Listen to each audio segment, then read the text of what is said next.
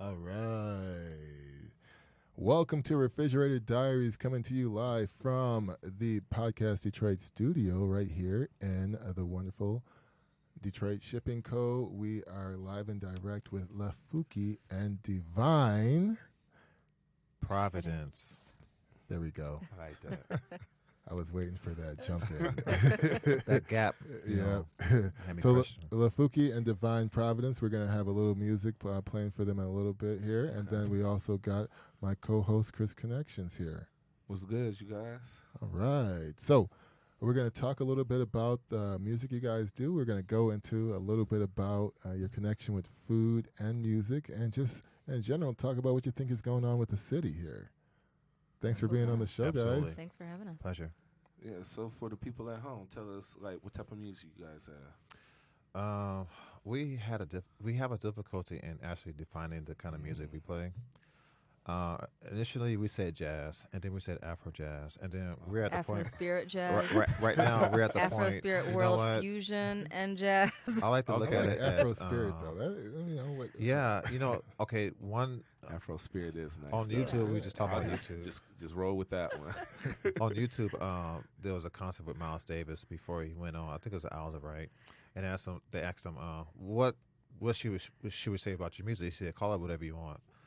And he didn't like the word jazz himself. And the more I investigate the origins of jazz, a lot of jazz musicians didn't like the word jazz. So I reflected on myself. I was like, well, what are we then? I like Afro Spirit. Yeah.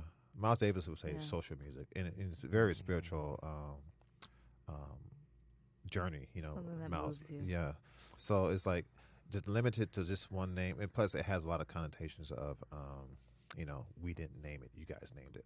So I think that's funny though because I think like the same thing kind of happened with funk. Like they was just doing rock. Yeah. And they were like, Yeah, no, yeah, no, yeah. that's not rock. Yeah. That's funk. Yeah, Yeah. You're like, Yeah, well, yeah. when did that happen? Before rock and roll was called rock and roll was a term used by the blues players, which means to have sex. And I didn't know that. Yeah, and the media didn't want to say that because they would say it sounds like too black. You can't say rock and roll. So before it was just called blues, right? So blues was rock and roll, but it was a term that was used with the blues musicians, and then it got adapted into what we know now as rock and roll. Okay. Yeah. Okay. So what pulled you all into music in the first place? For both of us, actually, it was a means of Healing. healing, very therapeutic. Yeah. I feel you on that. Yeah, you feel bad. What you do? You put on a record, you feel good. I just happened to pick up a guitar and just kept going at it. And it was a song with Santana, Europa.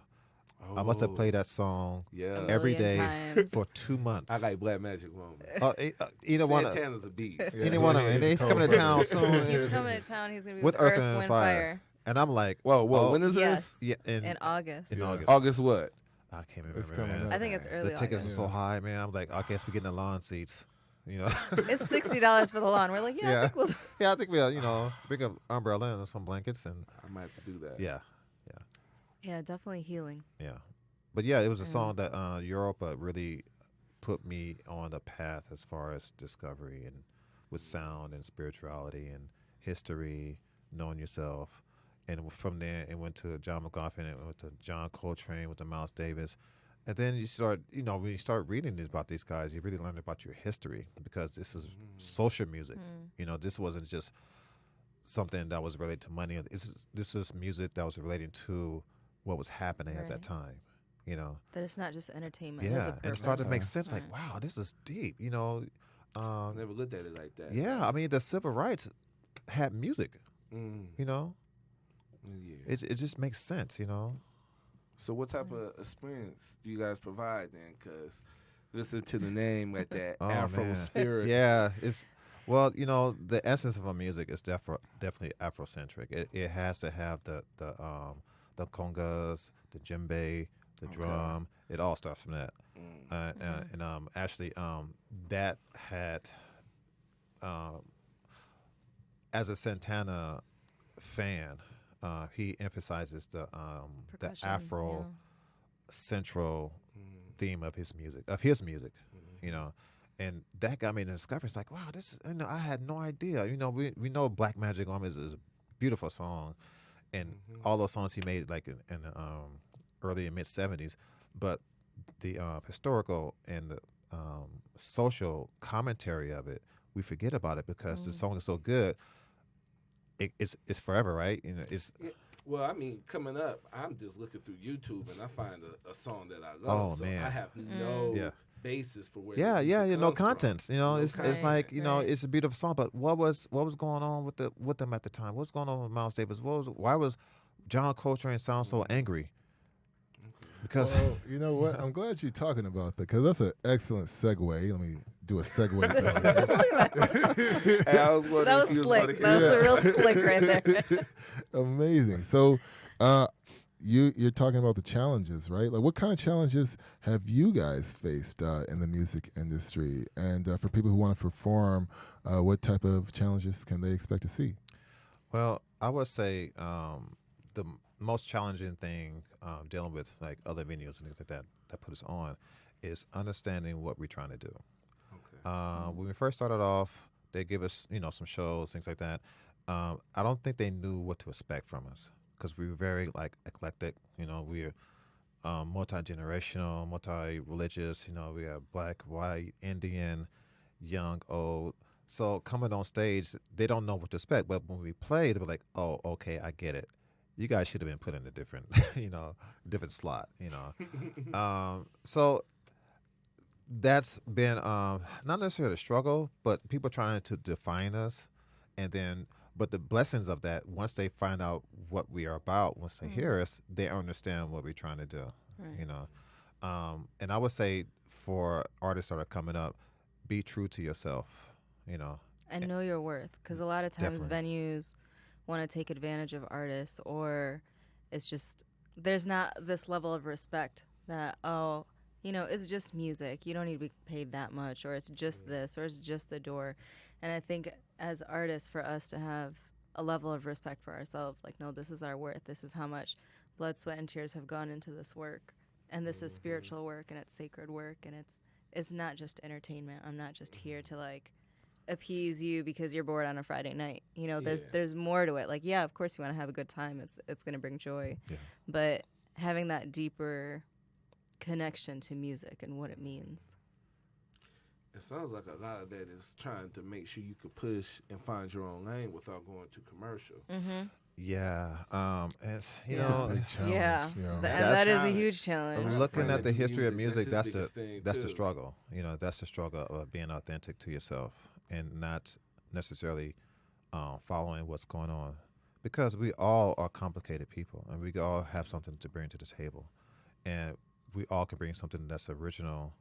Of course, it would sound like the music that is today, somewhat, but I'm trying to bring back the congas. I'm trying to bring back all that. So you see us perform, it'll bring you back to those concerts you see on YouTube, that when they had the full band jamming, and the people are just, engulfed in just sound. Lost in it. Yeah.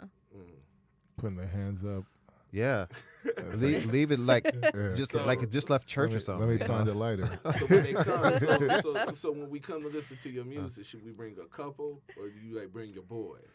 I would bring them all. Because Yeah, we're trying to hit everybody. Everybody. Why you gotta separate them like and that? Mama too. Yeah. Everybody. Some people bring their babies. Yeah. I mean, we're a Bring your family dog. man. It's the two of us, and our son plays drums. So Yeah. it's like Okay. the whole family is up I there. like that. Yep. How old's your son? 18. He just started Henry Ford right now. He's a drummer, and he's kicking butt. Shout out. You got people coming up to him saying, "Hey, man, I wish I played like you when I was 18." He made he was on the first album. He was 16 years old. That's him that you're gonna hear. But he just picked up the sticks growing, yeah. and just and my duty as a father, if I see something good in him, I'm gonna keep wanting push him and give him encouragement and give him the opportunities and things like that. But he's just he doesn't even know how good he is. What age did you start at? Oh, 8? about like 8 years old. 8? Okay. Yeah, So it was from a I friend. think I know somebody who might be in luck then. Hey, chill. Hey, but I didn't pick up the guitar until 10 years ago. So I would say, You got it, you got it. yeah, Yeah. well, I would tell everybody that it's never There's too no late. age. You There's start no age. whenever. You yeah. know, Oh. you got these old jazz players that they play till they die. The Rolling Stones, they still playing. That's True, and yeah. you can pick up something if you really want to learn how to use it. Mm-hmm. Definitely. So, can you give us some hints as to what to expect when you guys all come to perform at Young Village? Oh man, A lot of different things Oof. happening. It'll be us. It'll be Lufuki and Divine Providence, but it'll be different iterations of the collective. So we're sort of like a 10-piece collective, but we have sometimes it's 4 people, sometimes it's 5, sometimes Yeah. it's all Dope. 10, depending on Yeah. So you'll see different variations of members, and then also different collaborating artists from the city who are going to Yes. be jamming with Be us. prepared to hear at times a horn section. Mm-hmm. Ooh. Be prepared sometimes, most definitely, to hear a percussion session. When I mean by percussion sessions, I'm talking about a drummer and 3 other percussions. Mm-hmm. Okay. So, and sometimes there would be some symphonic sounds. Sometimes it might be a string quartet. So those are the kind of elements I like to bring inside my music. And sometimes there would be some Indian music. We might have an Indian musician there, Okay. because there's certain projects that are coming up that you hear about in the future. We're going to collaborate with this international Indian musician. And we're going to create some very... Different, just fusion. Yeah. Think fusion. Yeah, think fusion. Yeah. And it's the real sense of the word fusion, Yeah. All It right. can mean anything. What's up? I like that. So we're going to take a quick break, and while we're on break, we're going to get a little preview of your music. Stay tuned, listen up, and then when we come back, we'll break into what you guys think about Detroit, Absolutely. Detroit's music scene, and what you guys keep in your refrigerators. Oh, yeah. Hey, hey. When we come back on Refrigerator Diaries.